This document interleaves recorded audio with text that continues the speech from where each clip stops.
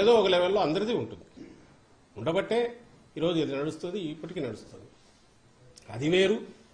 రాజకీయ పార్టీగా అవతారం ఎత్తాక ఒకటి ఏదైనా వ్యవస్థ తయారయ్యాక ఆ పార్టీ అధికారంలోకి రావాలనే ప్రయత్నం చేశాక అధికారంలోకి వచ్చి నిలబడాలన్నాక ఆర్గనైజేషన్ పరంగానో ఇంకోటో న్యాయాలు చేయడము లేదా దగ్గరికి తీసుకోవడము అనేది అవి డిఫరెంట్ రకరకాల పారామీటర్స్ మీద నడుస్తుంటాయి. అది ఏ పార్టీ అయినా. అందులో అత్యంత పారదర్శకంగా న్యాయం చేసే ప్రయత్నం చేసిన పార్టీ ఏదైనా ఉంటే అది వైఎస్ఆర్ కాంగ్రెస్ పార్టీ. అందుకే ఈరోజు ఈ కార్యకర్తలు ఆయనతో అచంచల విశ్వాసంతో ఆయనతో అడుగులు వేస్తున్నారు, నాయకులు కానీ అందరూ.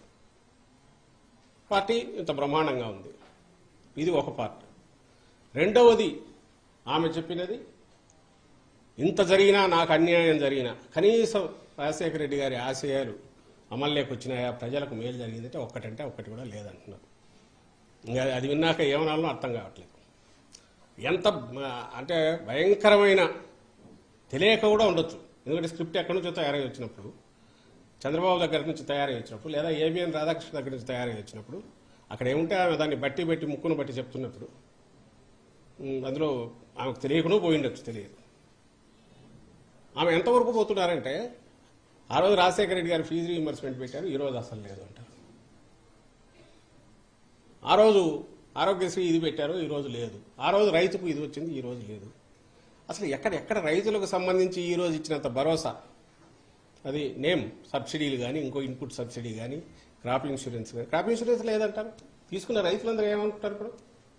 అంటే ఇంత అబద్ధం పచ్చిగా తెలియక ఆడిండొచ్చు, తెలిసి ఆడారని కూడా తెలియదు. ఎందుకంటే స్క్రిప్ట్ ఇస్తే చదివా కాబట్టి. బహుశా చంద్రబాబు నాయుడు కూడా అనాలకు సాహసం చేయడం, ఎందుకంటే తను ఇక్కడ ఉన్నాడు కాబట్టి ఇంకేదో దాంట్లో అవకతవకలనొచ్చు, లేదంటే నా చంద్రన్న కానుక లాంటి పథకాలు ఈ రోజు లేవనొచ్చు, అట్లాంటివి జరగలదు. కానీ ఇంత అడ్డగోలు అబద్ధం అయితే ఆడాడు. ఆమె అంటుంది, ఆమె తిట్లు తింటుంది లేదనుకొని స్క్రిప్ట్లో రాయించడమో తెలియదు చంద్రబాబు నాయుడు గారు. కానీ అది అందరికీ తెలుసు, మీకు మీడియాకు తెలుసు, అందరికీ తెలుసు.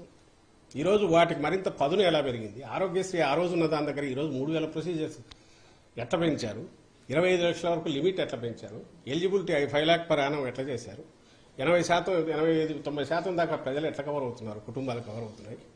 ఇవన్నీ ఇవి నిజం కదా. ఫీజు రీయింబర్స్మెంట్ అప్పట్లో 30-35 వేలు ఇస్తున్నది, ఈరోజు 100% ఇస్తున్నది. నిజం కాదా? మరి ఎట్లా అడిగారా? ఇక్కడ నేమ్